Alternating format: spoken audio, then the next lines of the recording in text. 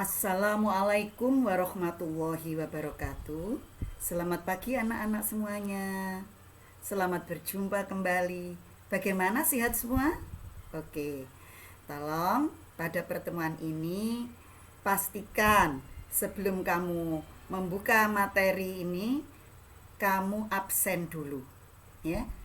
Absen, bagi kamu yang belum absen, segera absen dulu. Usahakan absen di pagi hari sebelum KBM berjalan. Dan bagi kamu yang nomornya 1 sampai 9 tidak usah diberi angka 0 depannya. Langsung aja 1, 2, 3 dan seterusnya. Dan absen cukup 1 kali, ya, 1 kali absennya. Oke, anak-anak, untuk menyingkat waktu, ya, mari kita bahas pada pertemuan ini nanti, ya, kita akan bahas bab 2. Tentunya kamu masih ingat, ya, bahwa minggu kemarin kita membicarakan tentang sistem reproduksi manusia. Dan kalau kita melihat di sekitar kita, pada umumnya banyak hewan-hewan, banyak tumbuh-tumbuhan kita jumpai dan bermacam-macam. Nah, dengan banyaknya tumbuhan dan hewan-hewan tersebut, bagaimana mereka itu bisa menjadi semakin banyak? Tentunya akan melakukan perkembangbiakan. Untuk itulah pada pertemuan ini akan kita bahas tentang sistem perkembangbiakan pada tumbuhan dan pada hewan. Oke, mari kita bahas. Ya, pada pertemuan ini akan kita bicarakan sistem perkembangbiakan pada tumbuhan dan hewan pada bab 2. Tetapi pada materi ini akan saya bagi menjadi 2. Minggu ini kita membicarakan tentang perkembangbiakan tumbuhan dan minggu depan kita bicarakan perkembangbiakan hewan. Tolong siapkan buku kalian, buku paket kalian. Materi ini ada di halaman 49. Ada di halaman ada di halaman 51, ya, tentang perkembangbiakan tumbuhan dan hewan. Nah, langsung saja kita bicarakan perkembangbiakan pada tumbuhan, yaitu di bab 53. Secara garis besar, kelompok tumbuhan dapat dibedakan. Ada tumbuhan biji yang punya nama ilmiah spermatofita, ada tumbuhan paku yaitu pteridofita, dan ada tumbuhan lumut yang punya nama ilmiah bryofita. Akan kita bahas satu persatu. Yang pertama, tumbuhan biji yang disebut spermatofita. Ini dibedakan, ada biji terbuka dan ada biji tertutup. Ya, yang biji tertutup dinamakan angiosperme. Apa itu? Bisa kamu baca di penjelasan ini. Kemudian yang kedua adalah tumbuhan biji terbuka yang punya nama gymnosperme. Ya, pengertiannya bisa kamu baca sendiri di bahasan ini. Kita lanjut berikutnya, yaitu perkembangbiakan tumbuhan angiosperme. Ada di halaman 53 di buku kalian. Bisa kamu buka. Ya. Perkembangbiakan tumbuhan angiosperme atau tumbuhan biji tertutup ini dibedakan, ada perkembangbiakan vegetatif dan ada perkembangbiakan generatif. Ini perkembangbiakan vegetatif itu yang seperti apa? Silakan kamu lihat di halaman 54, ya. Di halaman 54, dan ini rangkuman penjelasannya. Nah, kemudian pada tumbuhan biji yang secara vegetatif ini ada yang dinamakan sel meristem, ya. Apa itu sel meristem? Kamu baca. Sedangkan perkembangbiakan secara vegetatif sendiri dibedakan, ada vegetatif alami dan ada vegetatif buatan. Kita lanjut. Yang vegetatif alami itu apa saja? Ada di halaman 55. Ya. Pengertiannya vegetatif alami bisa kamu baca macam-macamnya. Ada yang dinamakan rizoma atau sering disebut dengan akar rimpang. Lah rizoma itu apa? Kamu baca di sini ya. Kemudian ciri-cirinya bagaimana? Kamu pelajari. Dan contohnya adalah jenis jahe-jahean seperti kunyit, jahe, lengkuas dan macam-macam, juga sansevieria. Saya kira kamu sudah tidak asing lagi dengan tumbuh-tumbuhan ini. Ya, ini contoh-contohnya. Ya, ini yang namanya rizoma itu ini. Ya, batang yang menjalar, ini rizoma. Sedangkan yang sansevieria sering disebut juga dengan lidah mertua. Lah, tanaman ini sangat bagus untuk penghijauan ini, ya. Oke, kita lanjut. Yang berikutnya adalah stolon atau gerage. Ada di halaman 56. Nah, apa itu stolon? Ya, bisa kamu baca sendiri. Kemudian contohnya yang termasuk stolon ini adalah stroberi, pegagan, rumput teki. Sudah pernah melihat tanaman stroberi? Nah, ini dia tanaman stroberi. Yang ini rumput teki. Nah, ini juga tanaman stroberi yang sedang berbuah. Kemudian ini pegagan. Nah, namanya stolon itu yang ini. Nah, ini stolonnya. Nah, ini stolon ya. Nah, ini. Nah, ini yang namanya stolon. Selanjutnya adalah umbi-umbian. Ya, umbi-umbian. Pengertian umbi itu adalah bagian tanaman yang membesar dan digunakan untuk menyimpan makanan. Banyak macamnya. Ada umbi lapis, berarti penyimpanannya di lapisan-lapisan tanaman itu.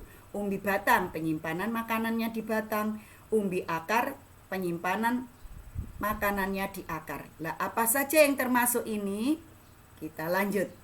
Nah, macam-macam umbi-umbian ada di halaman 56 dan 57. Nah, ini umbi lapis. Ada bawang putih, ada bawang merah, ya, ada bombay, unclang dan macam-macamnya. Ini bagian-bagian bawang merah, ya. Ini yang gepeng ini yang sering kita kupas itu adalah batangnya yang disebut cakram. Sedangkan bawang yang sering kita masak itu adalah sisiknya, lapisan-lapisannya. Terus ini akar. Kemudian selain umbi lapis ada umbi akar. Contohnya yang termasuk umbi akar adalah ketila pohon. Nah, ini penyimpanannya ini di akar, ya, di akar ini. Kemudian wortel. Nah, wortelnya ini adalah akarnya. Kemudian bunga dahlia. Nah, ini akar dahlia, bentuknya mirip dengan ketila pohon. Nah, bunga dahlianya itu yang seperti ini. Sering toh kita jumpai, ya, itu bagian bawahnya seperti ini. Oke, kita lanjut. Tunas, ya, tunas.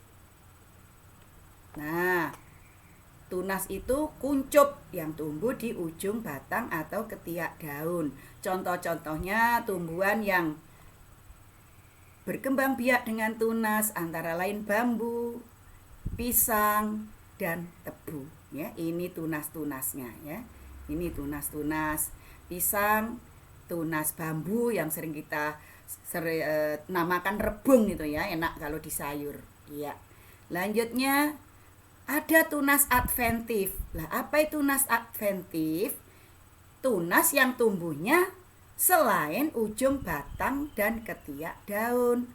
Nah, di mana tumbuhnya? Contohnya yang berkembang biak dengan tunas adventif. Cocor bebek itu tunasnya ada di ujung daun, ya. Kemudian ada begonia, ada ceri, cemara, ini tunasnya ada di akar, termasuk juga sukun. Nah, tanaman sukun ini ada di akar. Oke, kita lanjut. Perkembangbiakan vegetatif buatan, ya. Ini ada di halaman 57, ya, sampai dengan 63, ya. Perkembangbiakan vegetatif buatan sengaja dibuat oleh manusia. Tujuannya untuk memperoleh tumbuhan baru yang sifatnya sama persis dengan induknya. Macam-macamnya antara lain mencangkok. Saya kira kamu sudah tidak asing lagi mendengar istilah mencangkok. Ya. Nah, mencangkok biasanya dilakukan pada tanaman berkayu. Contohnya mangga, jambu, rambutan, jeruk. Nah, ini cara mencangkok, ya. Cara mencangkok kamu amati, ya. Dikerat, dikupas, kemudian sampai seperti ini dibersihkan, baru diberi tanah. Nah, ini aslinya cara pengupasannya kalau pada tumbuhan yang sesungguhnya. Nah, setelah seperti ini baru diberi tanah yang subur atau tanah berhumus. Dicangkok pakai plastik atau pakai sabut kelapa. Kemudian kita lanjutkan merunduk. Nah, seperti apa merunduk? Biasanya merunduk ini dilakukan pada tanaman yang memiliki batang yang panjang dan lentur, karena kita akan membenamkan tangkainya. Contohnya biasanya yang ditanam dengan merunduk adalah alamanda. Nah, ini cara merunduk. Kita ambil batang yang panjang, kita lengkupkan, dimasukkan tanah, terus kita timbun dengan tanah. Maka kalau sudah tumbuh akar akan menjadi individu baru. Itu yang di tanah. Ini yang di pot, bisa juga ditanam di pot seperti ini caranya. Nah, ini tanaman alamanda.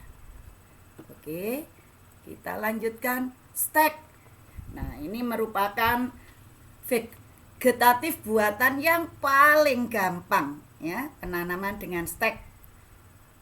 Stek ini ada bermacam-macam, ada stek daun, berarti dari daunnya, ya, contohnya cocor bebek, begonia, sania.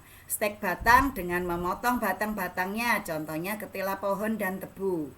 Kemudian stek akar, dari akarnya, contohnya tanaman sukun, cemara, dan anggrek. Ya, ini ada beberapa contoh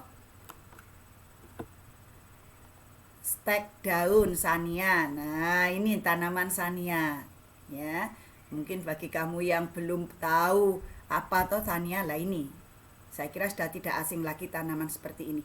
Ternyata dengan mengambil daunnya kita tancapkan bisa tumbuh menjadi individu baru. Kemudian singkong, lah ini tinggal memotong-motong batang-batangnya, kemudian ditancapkan di tanah, akan tumbuh daun, maka tumbuhlah individu baru. Sedangkan ini yang stek anggrek. Nah, ini tanaman anggrek. Dipotong akarnya terus ditanam. Oke. Nah, selain macam-macam itu ada pemulihan tanaman, ya, teknik pemuliaan tanaman. Nah, ini pemuliaan tanaman, teknik dengan memperbaiki dan meningkatkan mutu. Contohnya menyambung atau mengenten dan okulasi. Ini memang agak sulit anak-anak. Ya, menyambung atau mengenten. Ya. Nah, seperti apa? Ini bisa kamu baca sendiri. Contohnya bougainville. Nah, ini cara menyambung atau mengenten. Batang kita potong dengan model seperti ini, miring, terus kita tempel, kita sambungkan, kita spalek seperti ini. Nah, ini contoh kenyataannya model menyambung pada jambu. Ini pada bougainville, ya. Bahkan kalau kita lihat satu pohon bisa bermacam-macam warna bunga. Ada yang merah, ungu, putih. Nah, ini karena akibat tempelan. Lanjutnya adalah okulasi atau menempel. Dengan menempel mata tunas. Biasanya pada tanaman jeruk atau jambu. Nah, ini okulasi, ya. Diambil mata tunas, kemudian tanaman lain yang akan kita tempeli di sayat kayunya seperti ini, terus potongan tunas tadi dimasukkan, dispalek. Nah, ini kalau kenyataannya cara menempel atau okulasi pada tanaman jambu. Ya. Nah, jadinya seperti ini. Kuncupnya akan tumbuh menjadi cabang. Oke. Kita lanjutkan. Ya. Perkembangbiakan generatif pada tumbuhan angiosperme. Ya. Itu tadi yang vegetatif buatan bisa kamu lihat di halaman 61 buku paket, ya. Kemudian untuk perkembangbiakan generatif kita lihat di halaman 63. Ya. Generatif perkembangbiakan secara kawin. Loh, bagaimana kok tumbuhan kok bisa kawin? Kalau kawin kan berarti perlu alat-alat reproduksi. Nah, apa itu alat reproduksi pada tumbuhan? Kita tinjau ini. Nah, ternyata tumbuhan itu punya alat kelamin, yaitu namanya bunga. Terjadi pada tumbuhan biji, atau sering disebut tumbuhan antofita, tumbuhan berbunga. Ada pula yang menamakan fanerogami, tumbuhan yang alat kelaminnya dapat terlihat jelas. Ya, macam-macam bunga dibedakan ada berdasarkan kelengkapannya. Ada bunga lengkap, bunga yang punya seluruh bagian-bagian bunga. Kemudian bunga contohnya itu bunga sepatu, bunga bakung, ya. Bisa kamu lihat di halaman 64. Ya. Bunga tidak lengkap, tidak memiliki salah satu bagian bunga. Kemudian berdasarkan alat kelaminnya, ada bunga sempurna sering disebut hermafrodit, di mana bunga ini punya alat kelamin jantan dan betina sekaligus. Alat kelamin jantannya yaitu benang sari, alat kelamin betinanya putik. Kemudian bunga tidak sempurna, hanya memiliki salah satu dari alat kelamin. Ya. Kita bicarakan bunga tak sempurna. Dibedakan ada bunga jantan, bunga yang hanya memiliki benang sari. Contohnya pada jagung namanya malai jagung. Nah, ini malainya yang ada di ujung yang tanaman jagung yang seperti padi, ini namanya malai jagung. Ini adalah bunga jantan. Kemudian bunga pepaya. Kalau kamu jumpai pepaya yang bunganya punya tangkai yang panjang seperti ini adalah bunga jantan pepaya. Demikiannya bunga untuk salak. Ini bunga jantan salak. Kemudian bunga betina itu bunga yang hanya memiliki putik. Contoh bunga betina tongkol jagung. Ya. Nah, ini jagung yang masih muda yang ada di ketiak daun ini adalah tongkol jagung. Ini merupakan bunga betina. Kemudian kalau pada pepaya itu yang bunga betina itu yang menempel di pangkal daun. Ya, pada ketiak daun, nempel di batang ini.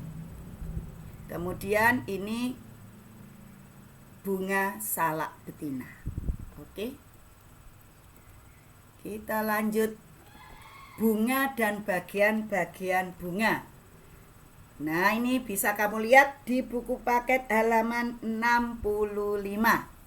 Bagian-bagiannya.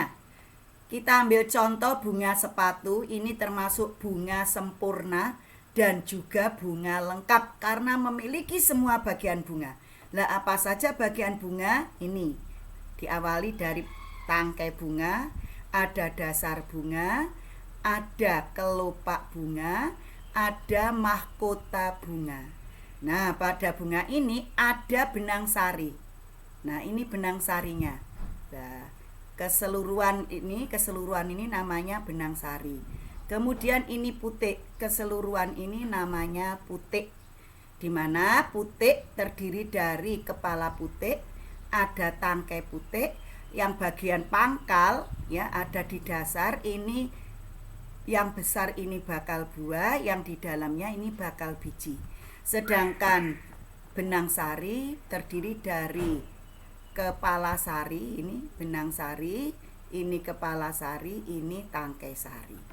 Oke, selain itu ya pada bunga yang dinamakan alat kelamin itu terdiri dari putik dan benang sari.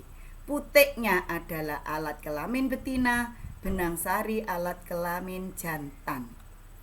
Dan dia juga punya alat perhiasan yang menarik dari bunga, namanya alat perhiasan, yaitu kelopak dan mahkota.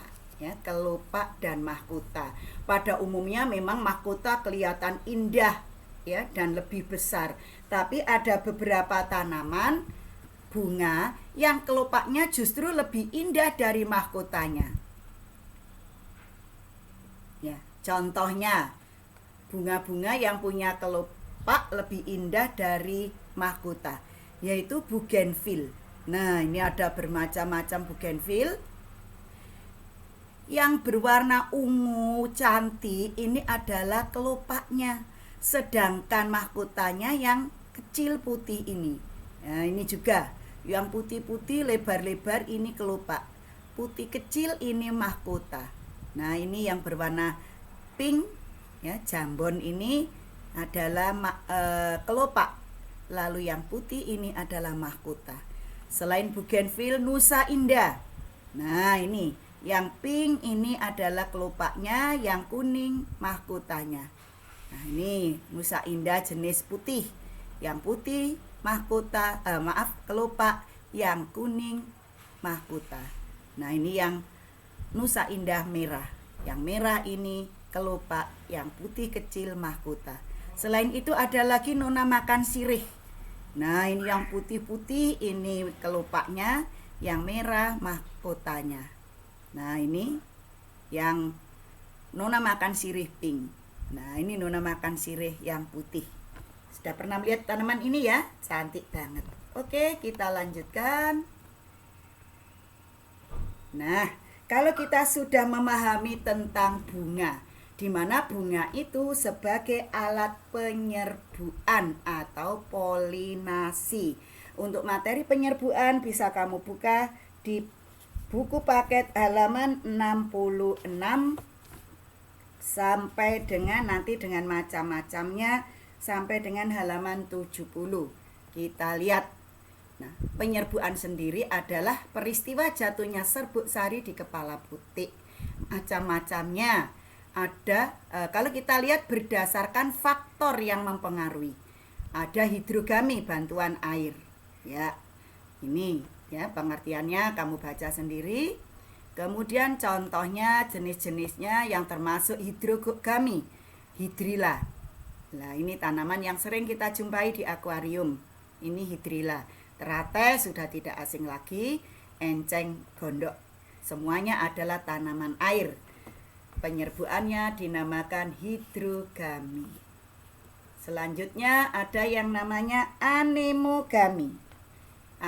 Anemogami ini oleh angin, bantuan angin.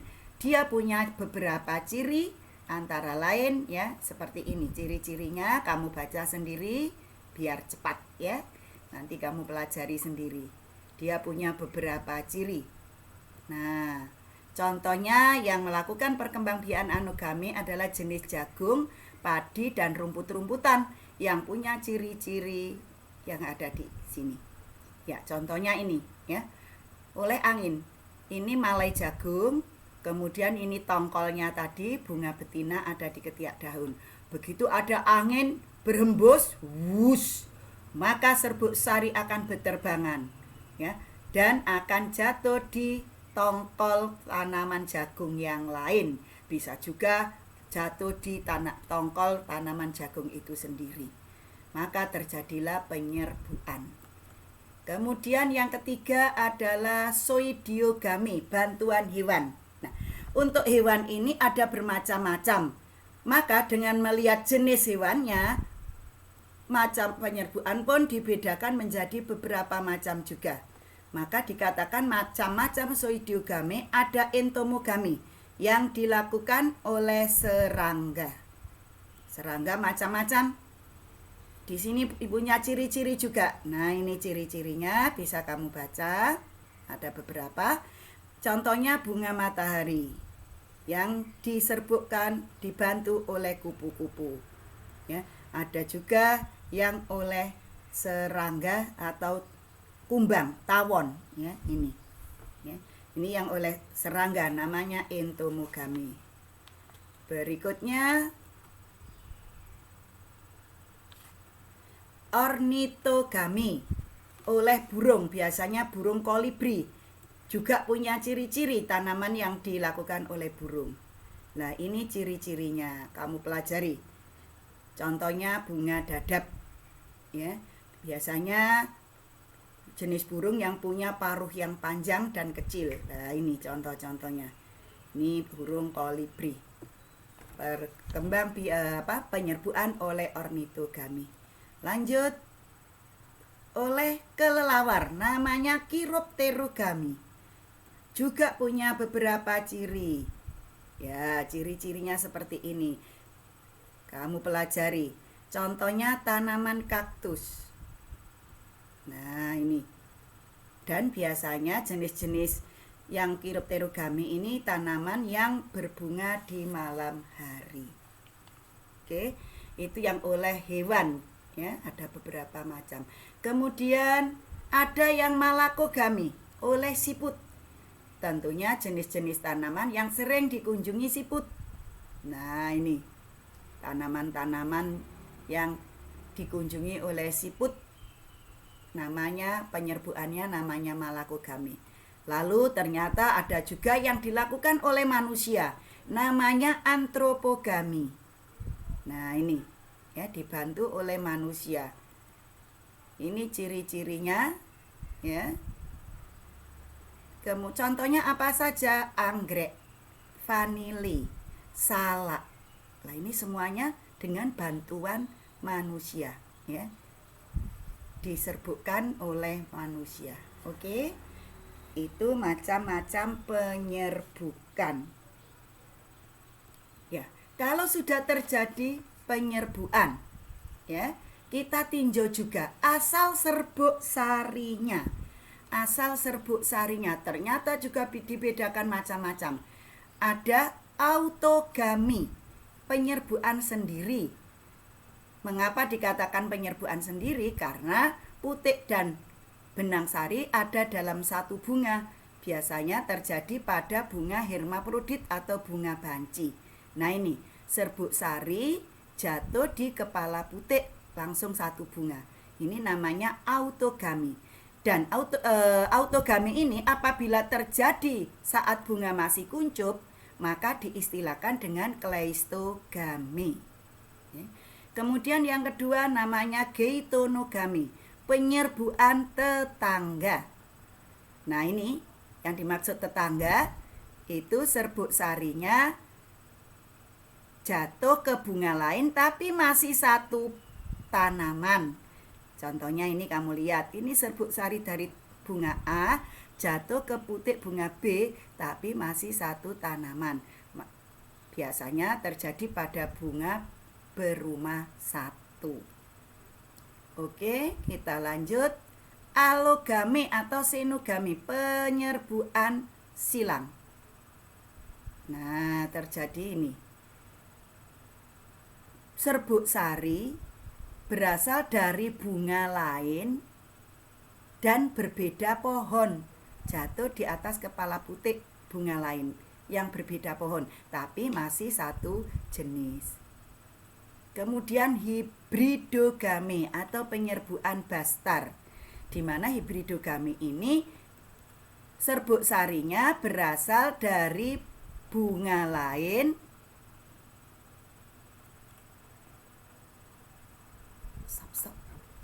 hari ini enggak edit. Oke, ini tadi yang alogami dari tanaman lain, bunga lain, tanaman lain tapi sejenis. Sedangkan hibridogami ini dari tanaman lain, bunga tanaman lain yang berbeda jenis. Contohnya ini, serbuk sari ini jatuh di kepala putih ini. Kemudian serbuk sari ini jatuh di kepala putih ini. Oke. Ini macam-macam penyerbukan, ya. Nah, setelah terjadi penyerbukan, apa selanjutnya? Maka terjadilah pembuahan atau fertilisasi. yaitu perkembangan tumbuhan angiosperme. Bagaimana? Kamu lihat di halaman 70 dan 71 dari buku paket. Nah, apa itu fertilisasi? Peleburan sel kelamin jantan yaitu sel sperma dan sel telur atau ovum. Setelah terjadi fertilisasi, ya, ini akan terjadi pembentukan serbuk sari lebih dulu, yaitu serbuk sari yang berukuran mikrospora melakukan pembelahan meiosis, membentuk 4 sel, ya. Dari 4 sel ini 2 inti sel membentuk 2 inti vegetatif dan yang 2 lagi membentuk 2 inti generatif. Lalu dari 2 inti vegetatif dan 2 inti generatif ini masing-masing terbagi. Yang untuk 2 inti vegetatif membentuk 1 bulu serbuk dan 1 inti vegetatif. Yang dari 2 inti generatif masing-masing inti generatif 1 dan inti generatif 2. Ini awal mula setelah penyerbukan masing-masing sel kelamin akan mengalami pembentukan ini. Berikutnya pembentukan kandung lembaga, yaitu pada putik, ya. Akan dari sel induk, yaitu yang berukuran megasporofit, akan melakukan pembelahan secara meiosis, menghasilkan 4 sel. Yang 3 sel mereduksi atau bersifat steril, mandul. Kemudian yang 1 sel bersifat fertil. Dari 1 sel ini kemudian melakukan pembelahan secara mitosis 3 kali berturut-turut, maka akan menjadi 8 inti sel. Dari 8 inti sel ini terbagi, yaitu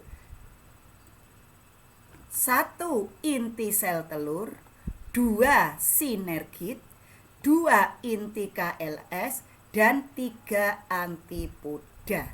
Ya, sekali lagi, untuk yang kandung lembaga pada putik itu akan terjadi pembelahan meiosis. Dari sel induk membentuk 4 sel, 3 sel itu bersifat steril, mereduksi, mengecil.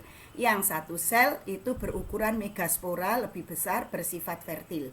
Lalu dari 1 sel tadi melakukan pembelahan mitosis sebanyak 3 kali menjadi 8 sel. Dan 8 sel ini terbagi ini. 1 sel telur, 2 sinergit, 2 inti KLS, dan 3 antipoda. Nah, bagaimana itu dari pembentukan tadi? Kita lihat di sini. Nah, gambar ini, ya. Dari gambar ini tadi kita lihat, begitu kepala sari jatuh di atas putik, ini putik, keseluruhan ini putik. Nah, semuanya ini putik, ya, ini putik. Lalu ini serbuk sari. Nah, begitu jatuh, dia kemudian membentuk tadi sel generatif dan sel vegetatif. Sel vegetatif ada 2 tadi, yang 1 membentuk bulu serbuk. Nah, ini membentuk bulu serbuk ini. Semacam saluran untuk menuju ke bakal biji, ya, untuk menuju ke bakal biji. Nah, ini bulu serbuk, lalu satunya lagi inti vegetatif, yang ini yang paling depan. Lalu yang inti generatif membentuk inti generatif 1 ini, dan ini inti generatif 2, yang ini inti generatif 2. Nah, sedangkan pada kandung lembaga tadi, pada bakal biji, terbentuk 8 inti sel tadi, terdiri dari ini 1 inti sel telur, kemudian 2 sinergit, ini 2 sinergit, dan 2 inti KLS, lalu ini 3 antipoda, ya, 3 antipoda. Nah, ini tadi bakal biji, ya, yang tadi kita lihat pada putik ini bakal biji. Kemudian yang besar ini adalah bakal buah. Pada bakal biji ini ada lubang kecil, nanti tempat masuknya inti generatif, itu namanya mikrofil. Nah, Dengan berjalannya ini, inti vegetatif terus bergerak maju sebagai penunjuk jalan. Diikuti inti generatif 1 dan inti generatif 2. Inti vegetatif masuk ke mikrofil langsung melebur, sedangkan inti generatif 1 masuk ke mikrofil langsung ketemu dengan inti sel telur. Maka terjadilah fertilisasi. Selain itu, inti generatif 2 juga mengikuti, masuk terus, ketemu dengan inti KLS. Terjadi juga pembuahan membentuk endosperme atau cadangan makanan. Maka disinilah terjadi dua macam pembuahan. Maka diistilahkan dengan pembuahan ganda. Pembuahan yang sekaligus terjadi 2 kali. Terjadi dalam tumbuhan biji tertutup. Oke. Nah, pembuahan ganda itu dari inti sel telur dan inti generatif 1 membentuk sigot. Dari inti KLS dan inti generatif 2 membentuk endosperme atau cadangan makanan. Selain itu ada integumen dalam dan ada integumen luar. Integumen dalam membentuk tegmen, kemudian integumen luar membentuk testa. Nah, itulah tentang pembuahan atau fertilisasi. Dan ini macam-macam buah, ya. Kalau ditinjau dari susunan buahnya ada buah sejati. Ya, contohnya pepaya, mangga. Buah sejati itu buah yang berasal dari bakal buah, ya, ini. Kemudian ada buah semu. Ada buah semu, yaitu buah yang berasal dari bagian lain bakal selain dari bakal buah. Contohnya jambu monyet itu dari tangkai buahnya, nangka dari tenda bunga, kemudian arbei dari dasar bunga. Nah, ini contoh jambu monyet. Kalau kita lihat, lah ini sebenarnya tangkainya. Buah aslinya itu metenya ini yang keras. Tangkainya ini membesar, membentuk buah, sehingga dikatakan buah semu. Kalau pada nangka, ini tenda bunganya, ya. Tenda bunganya yang membesar menjadi buah. Pada arbei, dasar bunganya. Iya, itu macam-macam buah. Nah, setelah terjadi buah, terbentuk biji, maka bagaimana penyebaran biji? Ya, penyebaran biji ada bermacam-macam juga, bisa kamu lihat, kamu baca di sini, dan kamu lihat pada halaman 72 sampai dengan 75. Iya, ada yang namanya anemokori. Anemo tadi angin, penyebarannya oleh angin, punya ciri-ciri demikian, ya. Contohnya bunga dandelion. Ya, kemudian ada hidrokori. Nah, hidro penyebaran oleh air, punya ciri-ciri, ya, yang tumbuh di air. Contohnya kelapa, ini oleh air, bakau, ini termasuk hidrokori juga penyebaran bijinya. Lalu teratai, penyebaran bijinya lewat air. Kemudian zookori, oleh hewan, ini pun bermacam-macam. Jadi macam-macam penyebaran biji ini mirip dengan penyerbuan. Kalau penyerbuan tadi game, kalau penyebaran biji kori, itu aja bedanya. Ada entomokori oleh serangga, ya. Contohnya tembakau, wijen. Nah, ini oleh serangga. Kemudian Chiropterokeori, ya, Chiroptero tadi masih ingat kelelawar, ya. Nah, ini oleh kelelawar.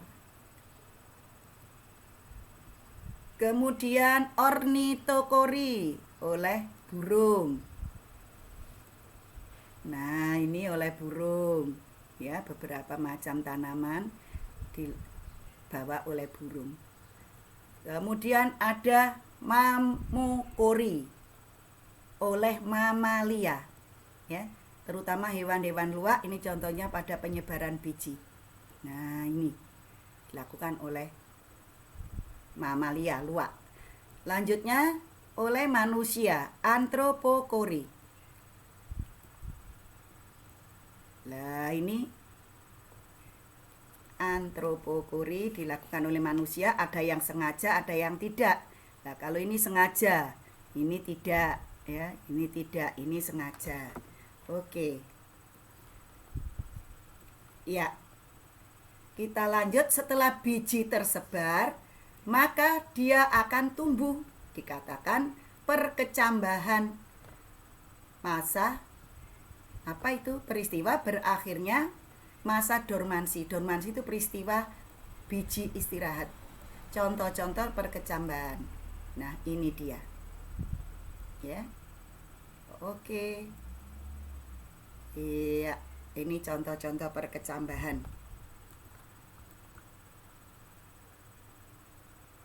Oke.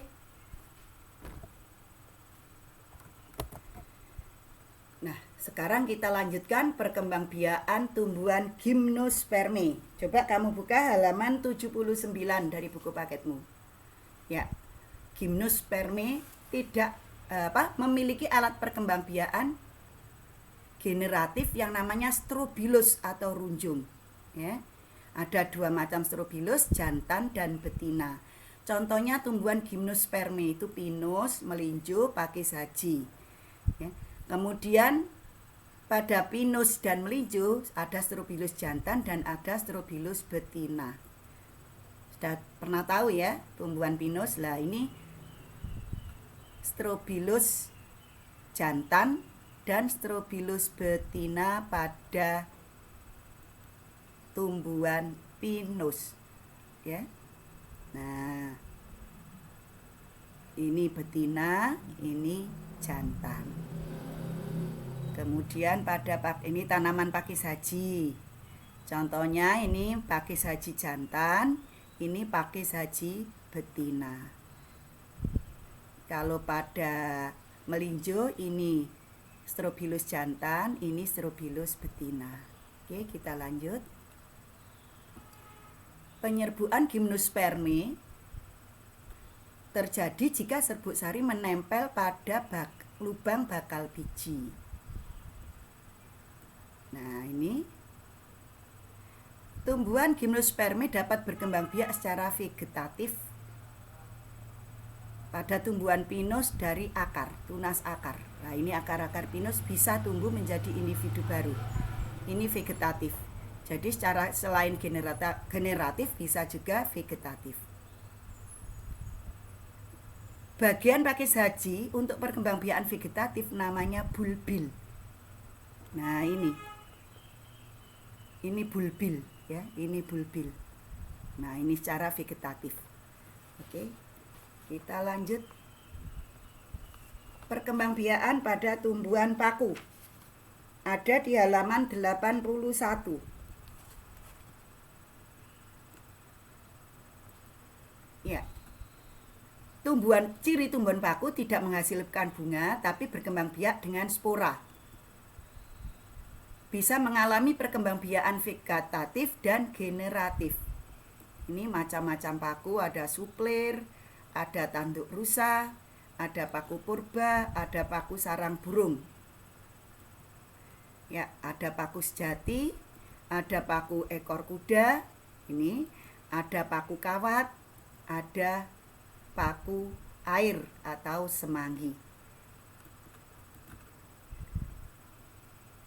Lah, letak spora pada tumbuhan paku itu ada biasanya di pinggir daun. Nah, ini spora ini. Ini kalau pada suplir. Sedangkan pada sarang burung itu ada di balik pohon. Di balik daun, ya, yang seperti tai lalat ini. Ini bukan penyakit, ini adalah spora. Ini pada teris, ya, pada tumbuhan paku sejati. Ini. Nah, ini pada spora bisa pecah, tersebar semacam ini. Nah, ini macam-macam tumbuhan paku, ya. Ini stolon atau akarnya. Ini stolon batangnya, ini akarnya, ya, ini akar, lalu ini daunnya. Nah, ini alat perkembangbiakannya. Antheridium ini alat perkembangbiakan jantan, Archegonium ini alat perkembangbiakan betina. Nah, ini perkembangbiakan tumbuhan paku bisa kamu lihat di halaman 83 ya. Dari sorus, kemudian ini berkembang menjadi di dalamnya ada sporangium, melakukan pembiakan secara meiosis, pecah membentuk spora, tersebar akan membentuk ini ya, protalium atau gametofit yang mempunyai alat kelamin Archegonium dan Antheridium. Biasa terjadi fertilisasi, membentuk sigot, terus membentuk sporofit dan membentuk tumbuhan paku. Ini skema ya. Nah, ini skema pergiliran keturunan pada tumbuhan paku. Diawali dari spora yang bersifat haploid N melakukan pembelahan mitosis ya, yaitu membentuk gametofit sel kelamin pada tumbuhan protalus atau protalium, yaitu membentuk Archegonium dan Antheridium. Archegonium alat kelamin betina, Antheridium alat kelamin jantan. Antheridium menghasilkan sel telur, Antheridium menghasilkan spermatozoid. Lalu bertemu terjadi pembuahan membentuk sigot. Sigot berkembang menjadi tumbuhan paku atau sporofit dan berkembang menjadi sporangium. Nah, yang di sini adalah perkembangbiakan secara generatif. Yang ini vegetatif. Oke. Kita lanjut perkembangbiakan tumbuhan lumut atau bryophyta pada halaman 84 sampai dengan 86 ya, bisa kamu lihat. Lumut banyak hidup di tempat yang lembab. Macam-macam lumut ya.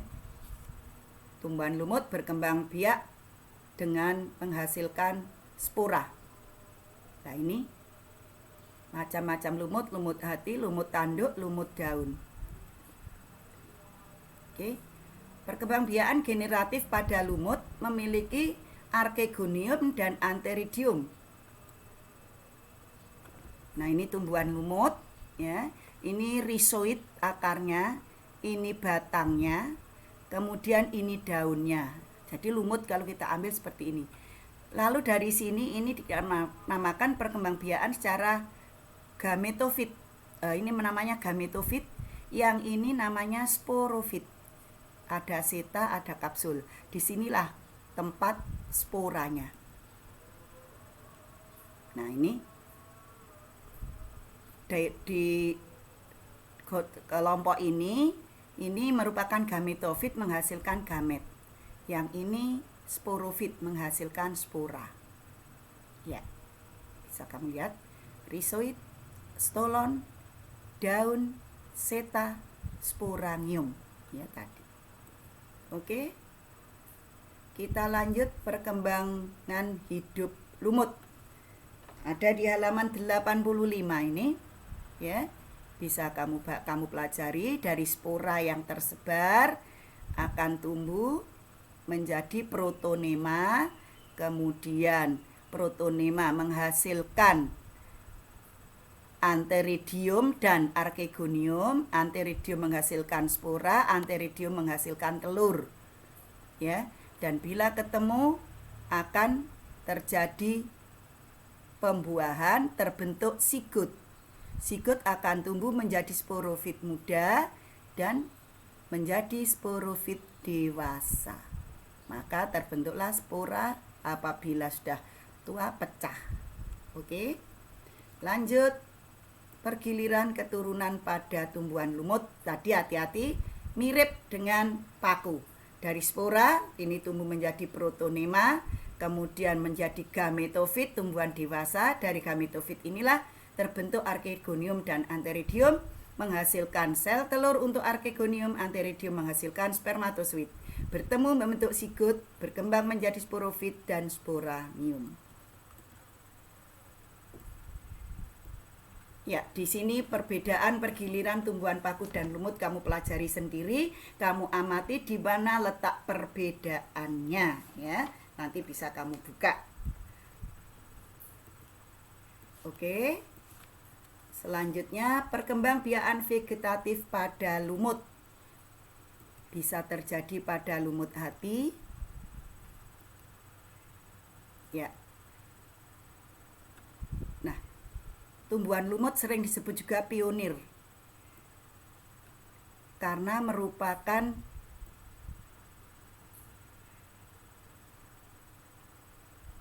pangkal tumbuhan ya. Ini ada lumut hati, ada lumut daun. Fungsinya untuk lumut hati hepatitis dan lumut daun. Oke, itulah macam-macam perkembangbiakan. Kemudian untuk teknologi perkembangbiakan tumbuhan bisa kamu pelajari halaman 87 sampai dengan 89. Ada yang namanya hidroponik ya. Apa saja itu? Contohnya, lah ini ada beberapa contoh tanaman hidroponik, ada paprika, tomat, terong, timun. Nampak bagus-bagus.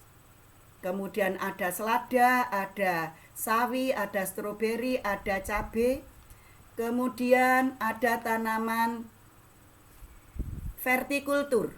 Ya, vertikultur itu yang seperti apa? Kamu pelajari contoh-contohnya ini. Macam-macam tanaman vertikultur bersusun-susun ke atas. Nah, ini ya, contoh-contoh vertikultur. Kemudian ada kultur jaringan. Nah, ini kamu baca, kamu pelajari tujuannya bagaimana, keuntungannya apa, bagaimana cara penanamannya. Ini contoh-contohnya yang kultur jaringan. Oke, ada semua di bukumu halaman 89. Iya. Nah, dengan demikian selesailah perkembangbiakan tumbuhan. Untuk selanjutnya minggu depan kita bahas perkembangbiakan hewan. Untuk selanjutnya nanti kamu pelajari dari bahan ajar yang akan saya share. Demikian anak-anak. Billahi taufik wal hidayah. Wassalamualaikum warahmatullahi wabarakatuh.